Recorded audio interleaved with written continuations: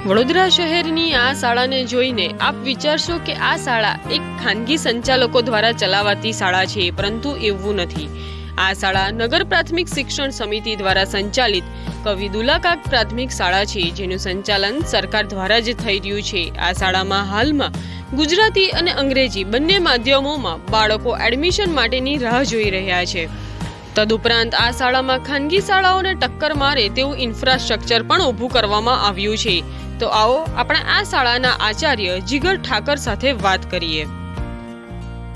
અહીંયા બે માધ્યમ ચાલે છે, ગુજરાતી માધ્યમ અને અંગ્રેજી માધ્યમ। બંને માધ્યમની પરિસ્થિતિ એવી છે કે બંને માધ્યમમાં વેઇટિંગ છે। ગુજરાતી માધ્યમમાં 84નું વેઇટિંગ છે અને અંગ્રેજી માધ્યમમાં 79નું વેઇટિંગ છે। વેઇટિંગ હોવાનું રીઝન એ છે કે અહીંયા ગુણવત્તાસભર શિક્ષણ આપવામાં આવે છે।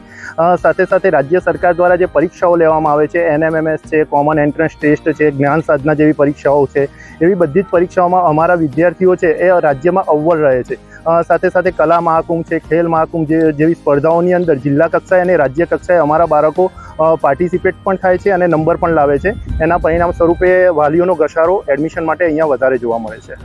ચાલુ વર્ષે 86 વિદ્યાર્થીઓએ પ્રાઇવેટ સ્કૂલમાંથી સદર શાળામાં પ્રવેશ મેળવ્યો છે। દર વર્ષે રેગ્યુલર એપ્રોક્સિમેટ આટલા વિદ્યાર્થીઓ આવતા હોય છે અને છેલ્લા 6-7 વર્ષથી આ પ્રવાહ સરકારી સ્કૂલ તરફ વર્યો છે, જેને એવું કહી શકાય કે સરકારી સ્કૂલોની અંદર અમારે ત્યાં જે શિક્ષકો છે એ પૂરતા પ્રમાણમાં ક્વોલિફાઈડ ટીચરો છે।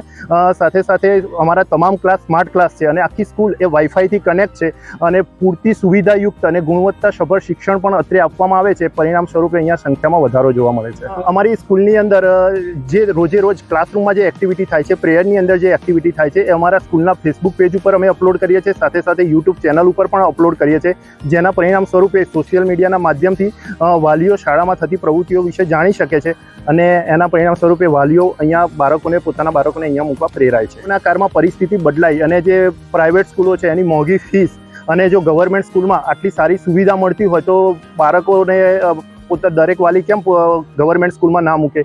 એના પરિણામ સ્વરૂપે અહીંયા ઘસારો જોવા મળે છે। સ્કૂલ શરૂ થઈ ત્યારે સ્કૂલની અંદર 450 સંખ્યા હતી, અત્યારે 1015 બાળકો અભ્યાસ કરી રહ્યા છે અને હજી પણ વાલીઓ એડમિશન માટે આવે છે। પણ અત્યારે પરિસ્થિતિ એવી છે કે એકચ્યુઅલી અમારી પાસે પૂરતા જ ક્લાસરૂમ છે, એટલે અમે બાળકોને એડમિશન નથી આપી શકતા। આગામી સમયમાં આ માટે અમે રાજ્ય સરકારમાં રજૂઆત કરી છે કે અમને વધારે ઇન્ફ્રાસ્ટ્રક્ચરની રીતે રૂમો એલોટ કરે તો આગામી સમયમાં એ બાળકોને પણ પ્રવેશ આપવા માટેનો પૂરતો પ્રયાસ અમારો રહેશે। ચોક્કસ વાલીઓનો માઇન્ડસેટ બદલાયો છે, કારણ કે છેલ્લા ઘણા વર્ષોમાં સરકારી સ્કૂલો બહુ જ સમૃદ્ધ બની છે। સ્કૂલ ઓફ એક્સલન્સ, જ્ઞાન શક્તિ આવા પ્રોજેક્ટ દ્વારા વાલીઓનો ઘસારો હવે સરકારી સ્કૂલો તરફ જોવા મળે છે। અત્યારે અહીંયા 24 શિક્ષકો ગુજરાતી માધ્યમમાં અને અંગ્રેજી માધ્યમમાં 10 શિક્ષક કામ કરી રહ્યા છે। ક્વોલિફિકેશનની વાત કરીએ તો ગવર્મેન્ટના જે નોર્મ્સ છે એ નોર્મ્સ અનુસાર એ લોકો એક્ઝામ પાસ કરીને આવે છે અને એમની પાસે પ્રોપર જે બાળકોને ભણાવવા માટેની જે મેથોડોલોજી હોવી જોઈએ એ મેથોડોલોજીના માધ્યમથી શિક્ષકો ભણાવતા હોય છે।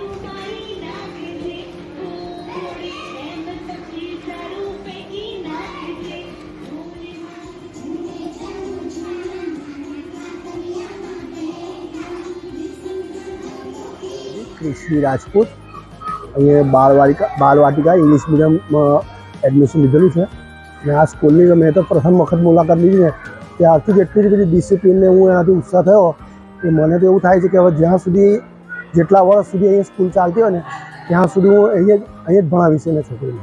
જે પ્રમાણે અહીંયા મને અહીંયા જોવું, ટીચરોની સાથે સંપર્ક કર્યો તે પ્રમાણે લાગે છે કે ખાનગી સ્કૂલમાં પણ આ રીતની આપણને ફેસિલિટી નહીં મળતી હોય કદાચ, એ આપણા બાળકનું ભણતર માટે આ સારી સ્કૂલમાં મૂકતા હોય છે। એટલે આ સ્કૂલમાં ભણતર એક સેવા તરીકે આપણે ટીચરો આપતા હોય તે રીતના આપણે જોયું છે ને પ્રાઇવેટ સ્કૂલની અંદર લાખો રૂપિયા ખર્ચીને ડોનેશન આપીને બી આપણને એ વસ્તુ મળતી નથી। એટલે હું તો પેરેન્ટ્સને એવું કહું કે ગવર્મેન્ટ સ્કૂલમાં જ મૂકવા જોઈએ। અત્યારે સરકાર તરફથી બી ઘણી બધી ફેસિલિટી મળી રહેલી છે। આજ રોજ પણ અમને જે શિક્ષણની બાળકની કીટ છે એનું વિતરણ કરવામાં આવ્યું, એની અંદર બધું જ વસ્તુ આપવામાં આવ્યું છે। તો શા માટે આપણે હજારો લાખો રૂપિયા ખર્ચવા બહાર પ્રાઇવેટ સ્કૂલમાં?